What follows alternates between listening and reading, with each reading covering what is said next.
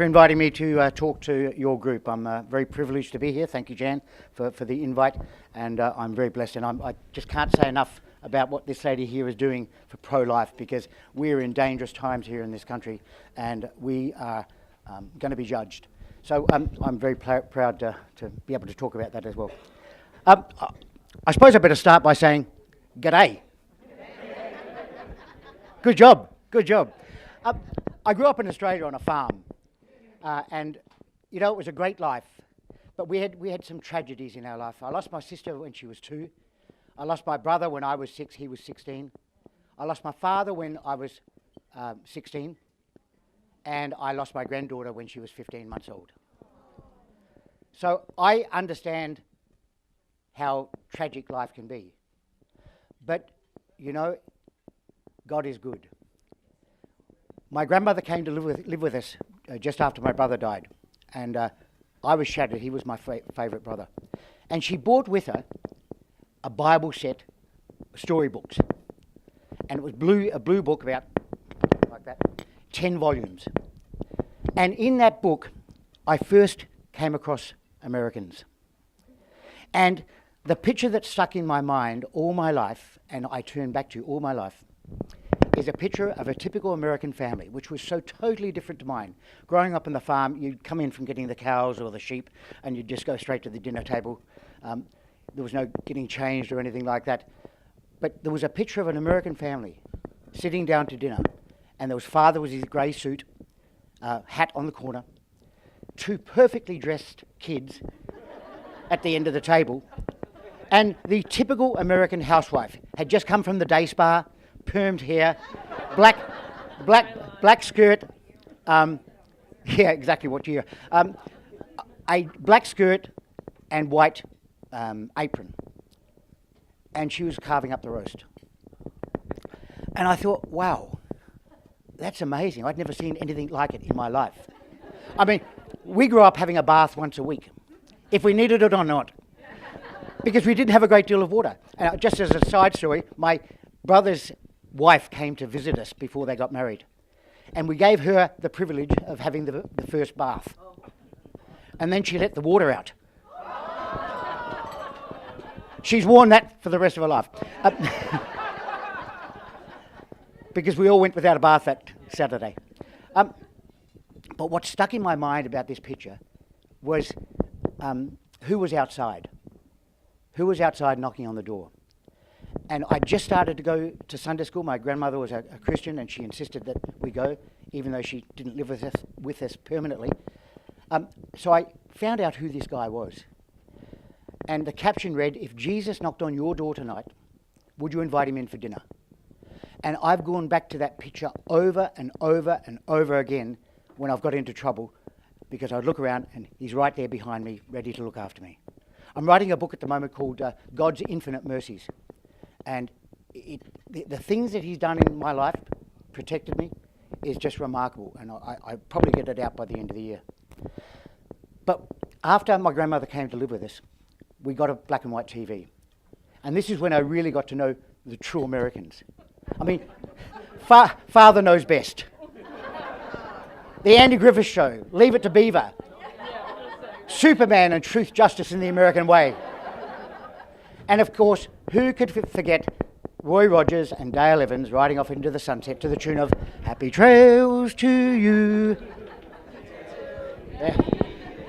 So you are my age. Nice. But what it showed me in those programs, that God was ever present. There was something good and proper and right and truthful about Americans. And I really wanted to come live here. I even broke my leg jumping off the farm roof with my Superman cape on, thinking I could fly. But when I came to America in 2009, I married a US attorney, and I didn't find what I thought I was going to find. I was coming to the land of Billy Graham, to the land of In God We Trust on the dollar bill, to the land of evangelicals. And yet, I didn't find that. I first came to Connecticut. And just as an aside, I did my due diligence before I came. I knew I was marrying a political operative, and I went onto the New England site, and it was all blue. And I said, yes, because in Australia, blue is conservative. So I got a real shock. Nobody could understand me, and not just because of my language. We didn't speak the same moral values. And I found that God had been taken out of our society. So I found that I couldn't find God. It was a totally different world to what I expected. My wife ran for Attorney General, and I was the cheapest campaign manager she could find. Prior to that, though, I'd spent nearly a year reading about America. My father-in-law gave me Alex de Tocqueville's Democracy in America, of course, which is an oxymoron. You're a republic. He gave me the Federalist Papers. He gave me Jefferson's diaries. He gave me Washington's War. He gave me the Constitution. And I just fell in love with America. And for the next 4 years before we separated, we would spend every Saturday reading those documents. But she ran for Attorney General, and this is when I found out there was something desperately wrong. The Republican Party wouldn't support her if she retained something in her platform. Her platform was freedom, faith, and fortune. And they insisted that she take faith out of the platform. This was the Republican Party in Connecticut. So we refused, of course. She was a little bit like Trump. She wouldn't be told what to do. I found out that very early in my life. But we went to the convention, and the Rules Committee, this is when I found out about Rules Committees. The night before the convention, with 1,300 delegates, they changed the rules on us such that our nominating person could not do the nominating speech. They changed the rules to a superdelegate had to do it. And you can imagine all the superdelegates had been taken up, which left us with nothing. So they changed the rules the night before the convention. And we went to the convention, and the next morning, my lawyer, who had just won a US Supreme Court case on reverse discrimination, and she said, "Don't worry, Malcolm, it's all good." So we went up to the Rules Committee, and the chairman of the party came out, and he said, "Did you fix it up?" And she said, "No, but you're in trouble. In my bag, I've got a court order to close down this convention if you don't put the rules back to where they were last night." And there was 1,300 delegates sitting in the convention. He went into panic mode. He went back to the Rules Committee. Within 5 minutes, they came back, and the rules had been put back. What they didn't know, until 6 months later, which made me very popular with them, there was nothing in the bag.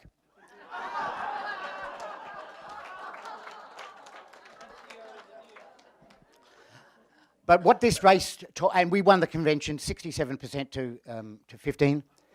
We went on, they put their guy up against us in the primary. We spent $25,000. He spent $175,000. We got 61% of the primary vote, and he got 33. So it proved to me that if you've got a good message, and if you're willing to work hard, and I say that to all the potential candidates out here, if you're willing to go the hard yards, speak to the truth of Republican values, or don't kind of go around the edges. Speak to the truth of what they are. Because people will respond to that truth if you're willing to do it. But you've got to work hard. So we went on. We didn't win the general election. Connecticut is just as bad as California. But we spent $100,000 on the general election. Our opponent spent $2.8 million. We got 44% of the vote.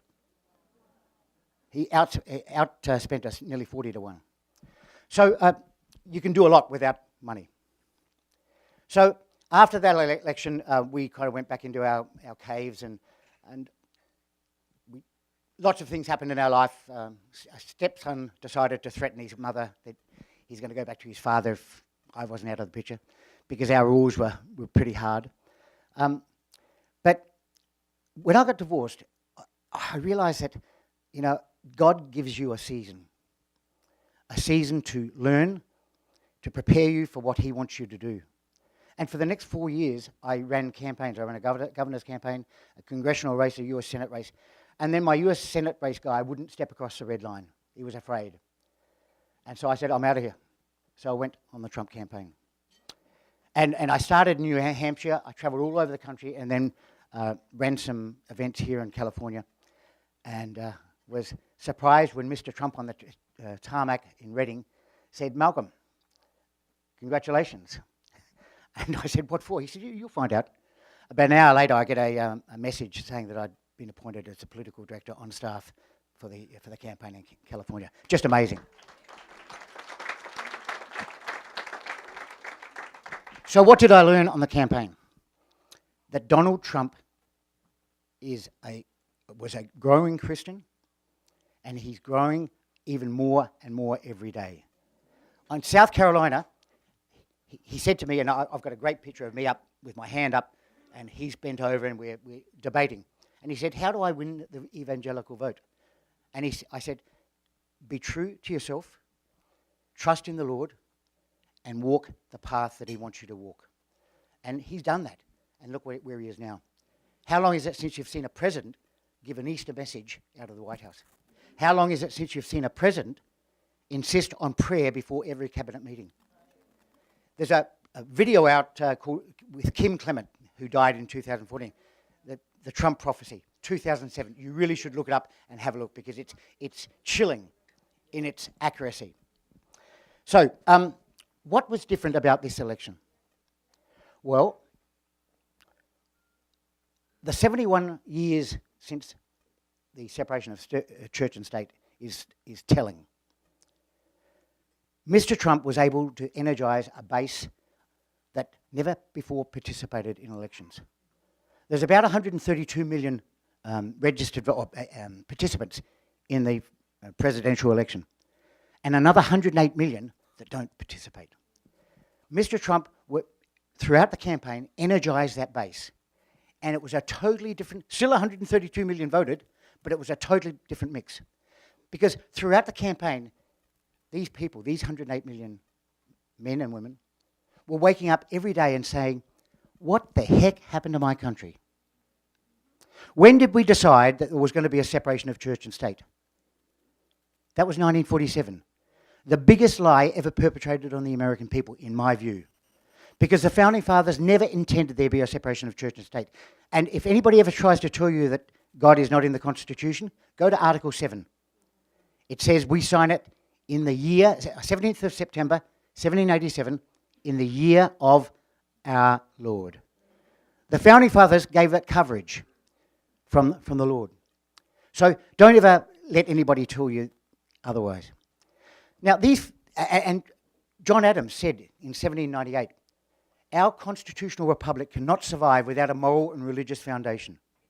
In fact, one of the first acts that they gave after the formation of the Congress was an act to give over lands to the Indians.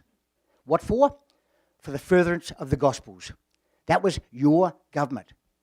They never intended there be a separation of church and state. And Thomas Jefferson, when he wrote to the Danbury Baptists in 1802, in response to their concern about the congregational church, he said, we will never have a state-run church, thereby creating a Chinese wall between church and state.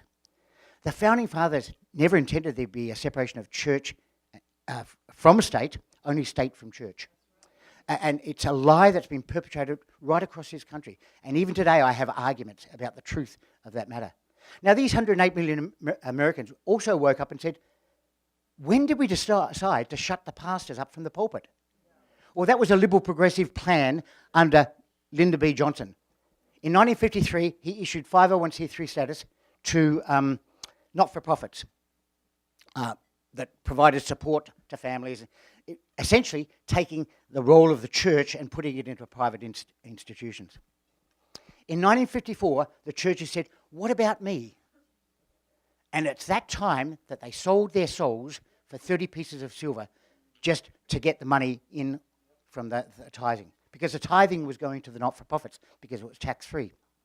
So the churches were shut up. The pastors no longer had the true role that was intended for them by God, to be that voice for the community, to speak to the truth about candidates, to speak the truth about the policies of candidates. Then in 1963, these 108 million Americans are saying, when did we decide to take prayer out of school and religious instruction out of school? Who made that decision? Well, it wasn't the people. It was related back to the US Supreme Court decision, separation of church and state. It was all part of the plan to get God out of our society. And then these 108 million Americans waking up and saying, when did we decide it was okay to kill 59 million babies in the womb? Or 3,250 a day now? When did we decide that? The people didn't decide that. So, sadly, these 108 million were the ones that had to wake up and make things right for Donald Trump. You know, America is the greatest country the world's ever seen. And there are those here in America that want to destroy her. Not only here, but also in Europe and other places. America was never meant to be part of the secular pack. America was always meant to be that beacon of hope and light for the rest of the world to look to.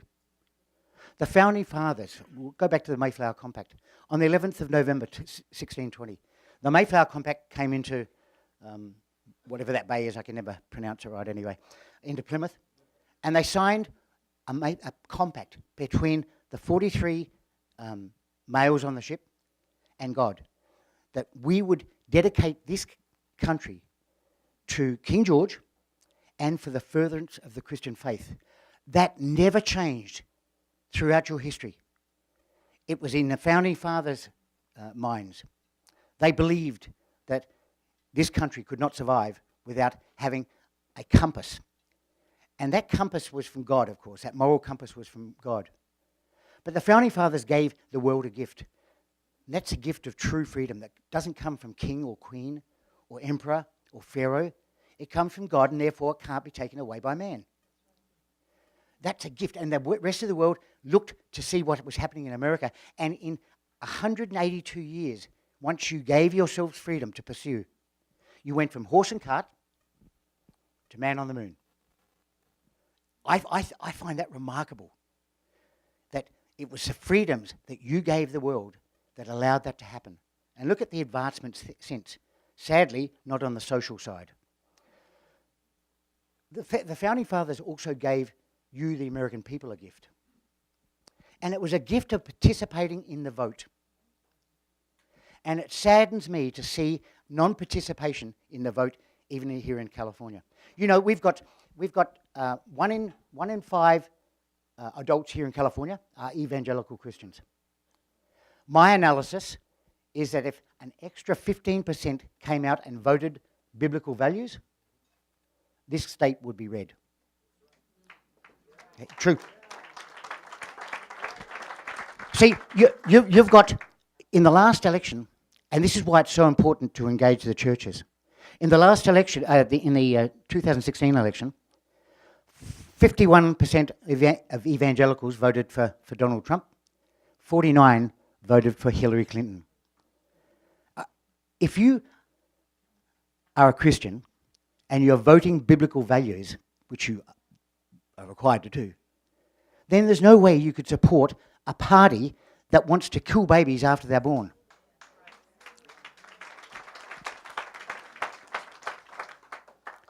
So these Founding Fathers gave us a gift that we can pursue, we can have our own lives, but that gift of voting was not just a kind of a giveaway. They valued the participation of the people in the vote. And we've spat in their face. In 2010, Proposition 14, who knows what Proposition 14 was? Top 2. Do you know, Jungle Primary, yeah. Do you know how many people voted for that to be implemented? Do you know how many people you've got in your state that are eligible to vote, that were eligible to vote in 2010? 24 million. On that vote, only 5 million people came out to vote. And only 2.8 million voted for Proposition 14. So 2.8 million changed the demographic here in California for a decade. and more. We're still wearing it. The value of the vote can't be underestimated.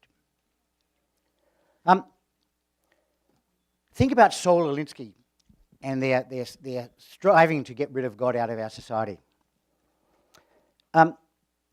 That's one of his major principles, to get God so that government becomes the responsible person, the person that you look to.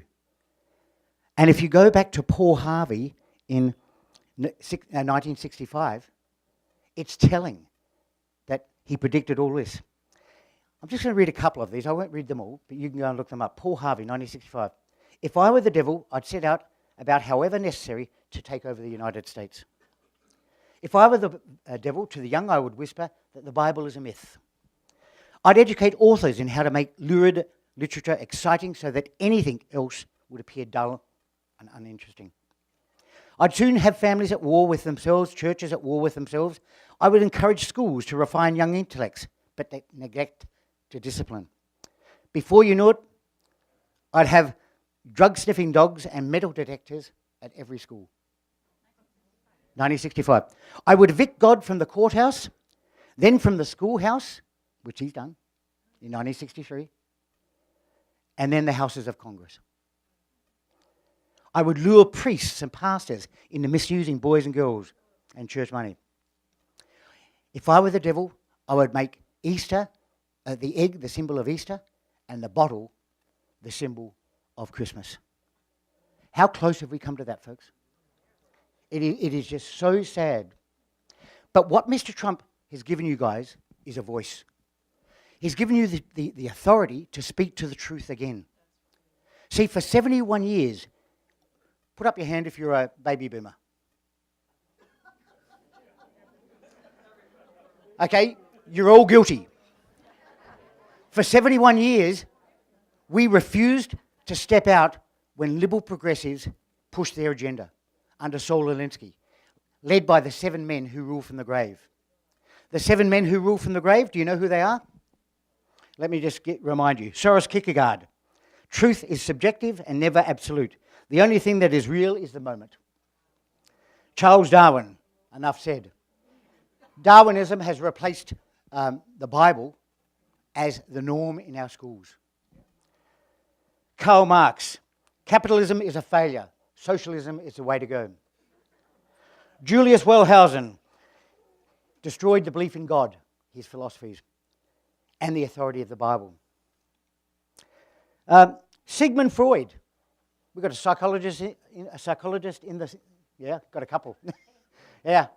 All you need is psychoanalysis to get through. John Dewey, that famous man that changed our education system forever. You know, there's never any absolute truth. It's whatever you feel at the moment. And let's talk about the man that replaced God with government, Keynes economics. I mean, these are the people that are the pin-up boys for the liberal progressive left. I don't talk about Republicans or Democrats, because Republicans love this country, or Democrats love this country just as much as Republicans, if they're true Democrats. But the liberal progressive left have taken it over, and they can't speak to the truth anymore. See, Democrats believed in a large government base under Alexander Hamilton. Republicans just believed in Jefferson's small government. But they both still loved America. But the liberal progressives, they don't. They want to destroy America. That's why they want to bring them back to the pack. Because if America's not out there leading and is back here, they can control America. They can deplete the middle class because the poor people are easier to control. It's just terrible what's happening. And Mr. Trump is exposing the truth. Don't give up on Trump. Don't give up on what he's doing. And ignore the biases of the press. They are just a second arm of the Democrat Party. Amen. So don't give up on him. So what happened in the election? On the 8th of November? Well, actually, I'll go back to the 15th of July in 2015. I wrote on my Facebook as Trump came down the stairs, "Here is the next President and First Lady of the United States." I got hammered from all over the world. But I stood firm. And not once did I waver from my belief that this man was going to be president. And why didn't I waver? Because I knew God had a hand in this election. I knew that God wasn't ready to let America go down the tube just yet. I believed it with all my heart. See, if Hillary had been elected, a lot of people said to me, well, it's only 40 years, we'll get it back in 40 years. No, that's a lie. The American experiment was over, done, because Hillary would have come in, changed the Constitution. It would have been challenged up through the various 13 court circuits, back to the Supreme Court. She would have by then elected liberal progressive judges, and it would have been law. All over, folks, and all over for America, all over for my country, Australia, because Australia's next, New Zealand, Canada, if she hasn't already gone, and then England. Europe's already done. But America is the last beacon of hope and light. During the election, I really got to know Mr. Trump very well. I was calling him Donald first, but that changed very quickly. But I just felt that there was something special about this man. How could he win, even though I said he was going to win? How could he win? On the night of the election, he wasn't predicted. Even Donald himself said, oh, well. But he did win, and that can only be something other than Donald. It's got to be something, an anointing by God, to bring this country back and give it a second chance. As I said, God wasn't finished with this country just yet. So during the election, I travelled all over the country. I went to about 22 states and then came here and got appointed as a political director. And I can say on election night, I didn't even watch the TV because I knew the result already. I had that much faith because, as I said, America's not done yet. America's got a future role going forward, and Donald is providing the opportunity for America to fulfill that role. And I'm very proud of the fact that I was a part of it. So after the election, I joined the Election Integrity Project. And I was their CEO for a while. And they'd spent 7 years exposing fraud here in this country and this state. And it is massive, folks. And your GOP party at the convention in San Diego would not even allow a proposal from the floor for the GOP platform to acknowledge election fraud. No, there's none there. No, San Diego. Even now they don't have it as a platform because they didn't believe it, or they didn't want to believe it, because then they're not in control. So I went to a meeting before I joined Election Integrity Project. It was up in Fresno. And at that meeting, there was a guy called Christian Adams. Everybody know who Christian Adams is? Christian Adams is the preeminent election lawyer in the country. And he stood up, and when we were introducing ourselves, he stood up and said, I'm Christian Adams, and, you know, I see Linda over there sitting over there on the side, and Election Integrity Project is the preeminent election integrity project in the country. Their documentation is impeccable. Their documentation is court ready. But California is a waste of time. Well, I just run a campaign, and California is not a waste of time, believe me. California, I stood up and said to Christian Adams, California won the election for Donald Trump. And you might not know this, but it's true. California was given the task. We had 330,000 volunteers in California. We had an organizational structure never before seen. That was done in 6 weeks. We had 42 county captains. We had 517 city leaders. We had 14 coalition directors. We had 6 regional managers, all in 6 weeks. That was my job. Now, what we did here in California was just change the focus. I had a phone call from New York, and they said, and it was to Tim and me, Tim Clark, if you might know. They said, Tim and Malcolm, we want you to forget about California. And my heart sunk, because I really wanted to give it a go. After a while, I kind of became realistic and realized California's 55 electoral college votes are a waste of time. We won't get them.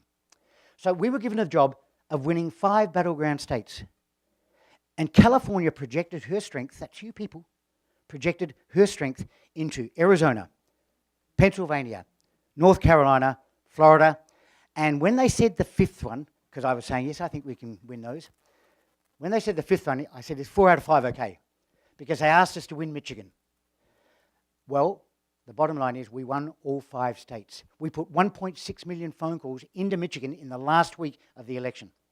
That's you guys. And you should be proud of yourself. Now, the RNC won't, the Republican National Committee won't acknowledge that. I was at the convention, I said to one of their members, I said, look, we won the election for Trump. And he said to me, California did diddly swap. Well, what he was talking about was the Republican Party here in California. The Republican Party fought us all the way, would not even allow us to phone bank in their county offices. So we were doing it off our own bat. And on any given week, we had 40,000 people working. Any given day, 10,000 working the phones. And over the last week, about 4.5 million into those 5 battleground states. And we put 12,000 people on the ground in Arizona and Colorado. That's the strength of California. California understands that it can still lead even if it's ignoring its own backyard. And I said to Christian Adams, if we blow the lid on Californian fraud, the rest of the country will fall into place. Because they don't believe that California can be exposed. They don't believe that California can be changed. Well, look at New Hampshire. Before the election in 2016, they said New Hampshire would never, ever, ever go red again. It was impossible, they said. Guess what?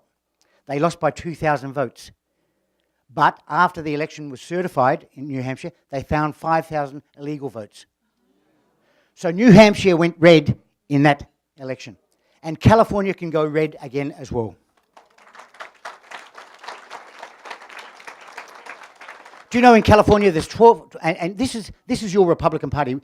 In 6 years we went from 1.6 million registered voters more than declined to state to 600,000 less than the declined to state. That's your party here in California. But California can turn. I believe it. I travelled all over the state. There's 25 million now eligible voters here in California. 12 million are registered as Democrats and Republicans. Another 6 million declined to states. So that's 12, 18. So we've got another 7 million that aren't participating. And a lot of those are the evangelical people. As I said, 1 in 5 people here in California are an evangelical. And 49% of them voted for Trump, for Hillary in the last election. 49%. We have a program now called the Christian Caucus to get the word out to the pastors to speak to the truth of biblical values and vote biblical values. Because there is no way a Christian could vote, and when I say Christian, I'm not just talking about evangelicals, I'm talking about all Christians. Protestant Christians, Catholic Christians, evangelical Christians, Baptist Christians. If they vote their conscience, if they vote biblical values, I mean, it's in the book of James, it says we must elect virtuous and moral leaders. I don't see many virtuous and moral leaders on the Democrat side in the DC. 3 Republicans voted for that bill to kill those babies after they've been born. I can't wait for a grand jury to be called for those that are doing that, because that's murder. That's murder. Your constitution is clear. And when I talk about life, I talk about life from the moment the good Lord sends whatever he does. He's amazing. But they talk about life beginning even after the birth. And it pains me to see that we've got to that stage in our society. But God is fair. If we are true to him, if we apply biblical principles to our lives, if we bring God back into our homes, if we bring God back into churches even, that'd be a good start. If we bring God back, if we bring God back into if we bring God back into our schools and our government, then this country will turn. And I see that happening at the moment, that this country is starting to turn. The swamp is being kind of churned, and they are coming to the surface. I'll just give you an idea of what I see. Since Rosenstein went on the plane with Donald Trump, remember that? We haven't heard one word. I think Rosenstein had a coming to Jesus moment with Donald Trump, because Trump knows the truth of what's going on in the swamp. And I think Rosenstein realizes it was all up if he didn't turn. We haven't heard from Orr, we haven't heard from Strock, we haven't heard from Comey, we haven't heard from Lisa Page, we haven't heard from Brennan, we haven't heard from Clapper, and I haven't heard from Hillary for a long time. And we haven't heard from, what's her name, Loretta Lynch. And we haven't heard from Holder. Not for a long time. What I think's happening is that they are underground preparing for what they know is coming. I truly believe that. Because for them not to comment about the President's emergency declaration tells me a lot. So have faith, guys. We are coming back. Now, just a little bit more about election integrity, and then I'll call it quits. After the meeting, when I kind of said to Christian Adams, you're wrong, you don't know what you're talking about, he didn't like that, but he left, which I was pleased with, because we can't have negatives here. We've got to have positives. Election Integrity Project has worked for 7 years. In fact, Linda Payne took mortgaged her home to keep the project alive over the last 7 years. And the evidence was unquestionable. So I joined them, and I said to Linda, what have you been doing with your observations and your investigations? She said, we give them to the Secretary of State. And we give them to the counties. And I said, how's that working out for you?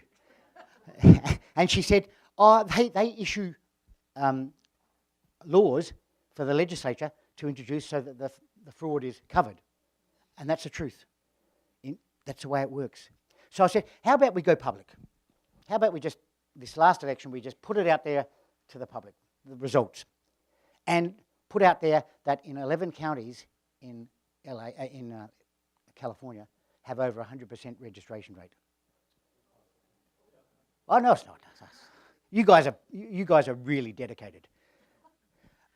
So she put it public. Within 5 weeks, Judicial Watch had come on board, and we were the lead plaintiff. Another 4 weeks after that, Landmark Legal, not to be left out in the cold, they called us and they said, we'd like to look at your voter suppression, your civil rights, and the felony charges that you're recommending. That was Landmark Legal. Now, they're still raising money. I hope one day they will take those to court. Because as I said to Christian Adams, we blow the lid on California and it'll have a ripple effect right across the country. Because nobody believes that California can be exposed because of what we've got here. So, over the last, since 17 through 18, those proceedings were going forward. The courts just ordered, about 8 weeks ago, that we won the case. The Secretary of State was ordered to clean up all 57 states and to report the findings to us, that's Landmark Legal, Election Integrity, and 57. Yeah. LA is a separate case. LA is so special, they get their own case. LA County has 1 million registered voters more than they have on the books. San Diego County has 138%. It's remarkable. And they think we're sitting back not noticing these things. But I got to say, Californians are the most dedicated people I've ever come across. You're so dedicated that you even vote when you go to heaven.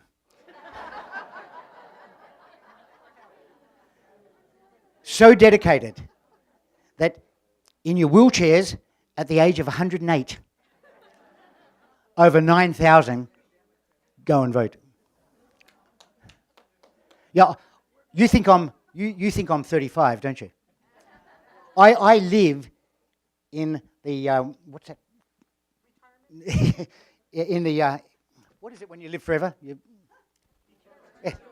Yeah, I'm immortal. Yeah, because I live in LA County, and that's where what's it called? It's called something else. Doesn't matter. But I'm actually 108. So, but yeah, I vote 5 times. I know how to do it. So, we've made big strides here in California, but we can't do it alone. We need people on the ground to be the eyes. In one of the counties, the Chinese community in Mandarin and Cantonese, we've got that on video, where they're threatening the voters that we know where your businesses are, we know where your family lives, and by the way, we control the Chamber of Commerce. Anybody ever heard of Trevor Loudon?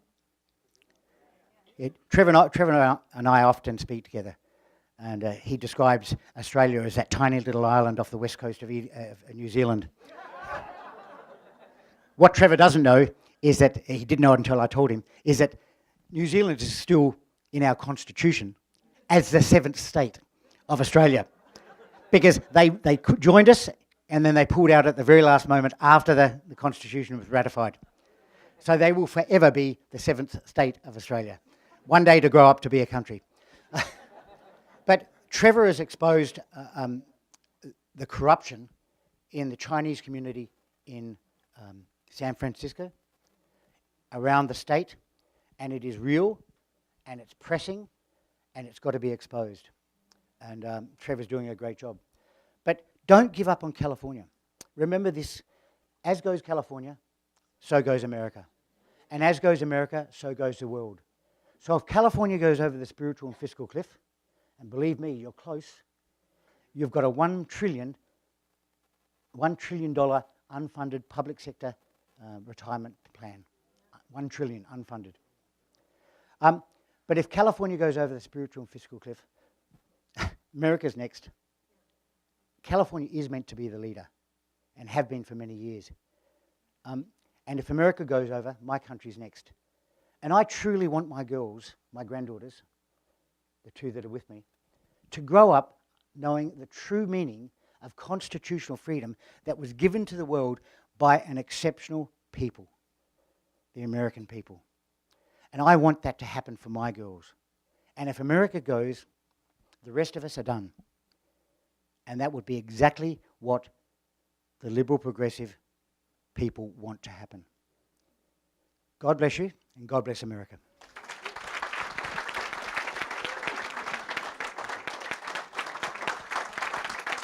The question was, what is the New World Order and who is Q? The New World Order started many, many decades ago.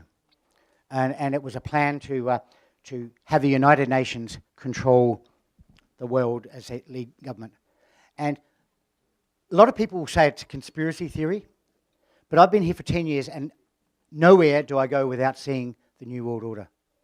And with all due respect to your former presidents, Reagan, sadly, Bush Sr., Bush Jr., Clinton, and Obama were all part of it. I can't remember. I think 2009. 2000. No, that's when I first became aware of it. But I'm not sure. Yes. So it's embedded into our culture and our government, and that's why President Trump is so very important for the survival of America, because all they want to do is get America back to the pack. Now, there's no way they believe that President Trump was going to win. But when they realized that he was in danger, as you know, there was a couple of insurance policies put out there. And they are real. Now, as far as Q, all I know is that Mr. Trump is very interested in Q.